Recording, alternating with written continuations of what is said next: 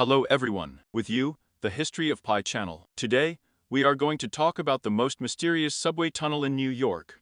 In the middle of the 19th century in New York, the inventor Alfred Beach founded a joint stock company called Pneumatic Transit. This company was to build a network of underground tunnels through which pneumatic trains would move.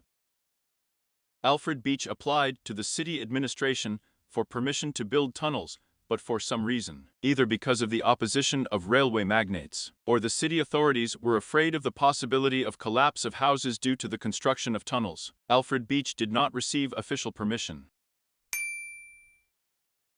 He was allowed to lay tunnels of small diameter to create a pneumatic mail. Then, Alfred Beach decided to act secretly from the city authorities. He decided to build a small tunnel, launch a pneumatic train. After the society sees the effectiveness of pneumatic trains, it will be given permission to continue work on the construction of tunnels under the entire city. In 1868, the Pneumatic Transit Company leases the basement of the Devlin clothing store on Broadway for 5 years, and begins work on the construction of a tunnel. This is where we begin to have little inconsistencies in history. We know that Alfred was not allowed to build large tunnels, and he decided to build the first tunnel unnoticed at night. And all this was happening almost in the center of New York. The official authorities were told that a small tunnel was being built for pneumatic mail. Every night, strings of carts took away piles of soil from the tunnel construction site. For tunneling, Alfred Beach used a tunneling shield of his own design. On February 26, 1870, the tunnel was opened to the public. This is how the journalist described this event. Visitors entered the basement of the Devlin clothing store through a special lobby, the doors of which served as an airlock. Then there was a view of the underground station of the pneumatic road. It was decorated with high society items, including wood trim, chandeliers, an ornate goldfish fountain, and a grand piano. The station was illuminated by oxygen-hydrogen gas lamps. At the far end was a portal. The first American subway.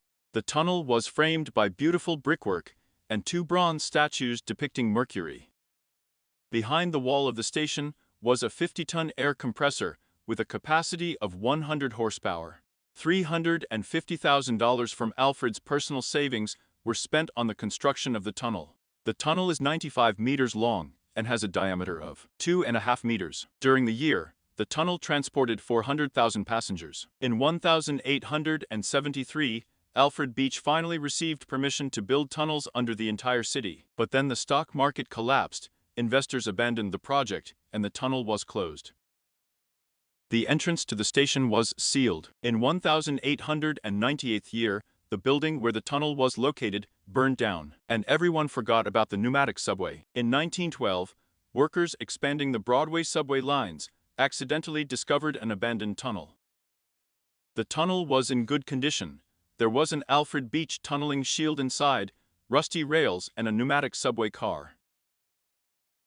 That was the official story. Let's look at the inconsistencies. According to the official version, the tunnel was built in just 2 months. During this time, they drilled 100 meters underground, lined the entire pipe with bricks, built an underground station with a good finish, installed a 50-ton compressor. All this was set up, and people began to be transported. In my opinion, these are some unrealistic deadlines, despite the fact that most of the work was done at night. Okay, let's not find fault with the timing. In 1912, the tunnel was rediscovered. Just imagine, they discovered a unique structure of the last century. The authorities should have been proud of the achievements of a compatriot, put a shield in the museum, restore the trolleys. After all, it was the first American subway. But none of this was done. The tunneling shield is gone, the trailers probably went to scrap. In 1932, the New York Historical Society commissioned a plaque in honor of Alfred Beach, which was supposed to be installed on the City Hall, but so far the plaque has not been installed.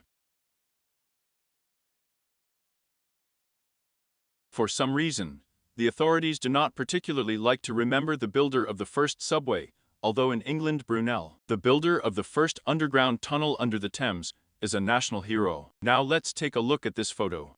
Round tunnel, rectangular recess at the bottom. Now let's return to the drawings of the English engineer Brunel. Look, these are early sketches of the future tunnel, which was built under the Thames. The truth is very similar to the American tunnel. Look, Brunel makes an almost exact copy of the American tunnel. But it's impossible.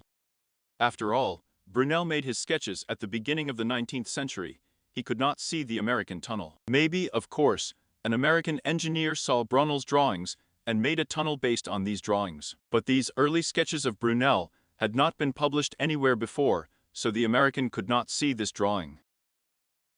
It seems to me that Brunel in England made his drawing on the basis of real-life tunnels. He saw with his own eyes the antediluvian tunnels and made a drawing on them.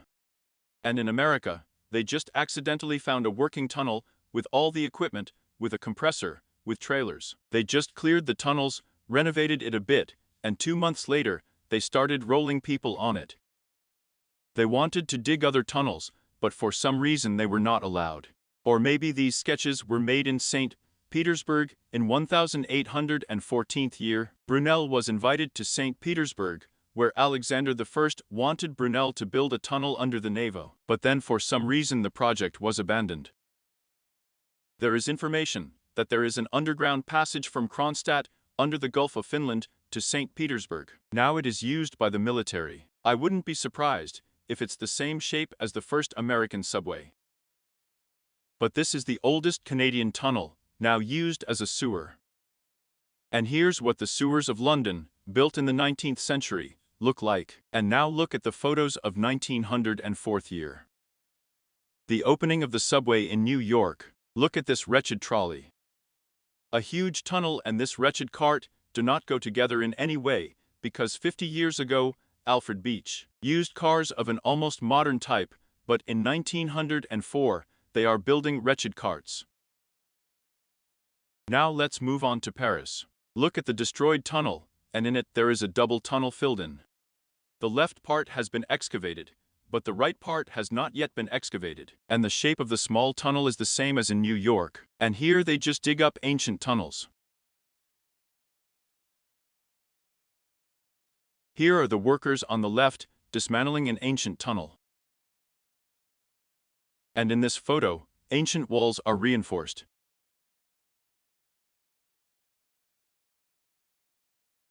And in this photo, the vault was first filled in, then they began to dig it out.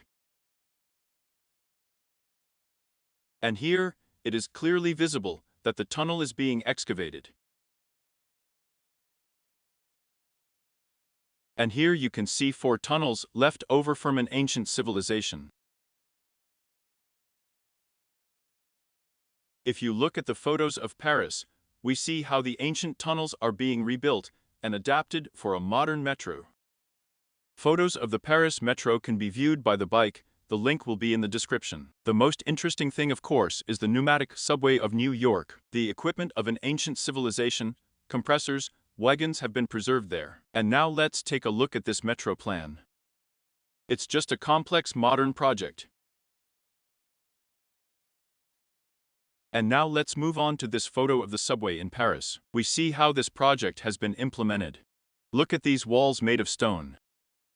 This is some kind of technology gap, modern plan, and ancient Roman masonry. So, I think all over the world, they dug up old ancient tunnels and adapted them for the subway. New York and London were luckier. They still have the remains of the old pneumatic subway. In other countries, there is probably nothing left. There are only filled up tunnels. That's it. Watch my channel.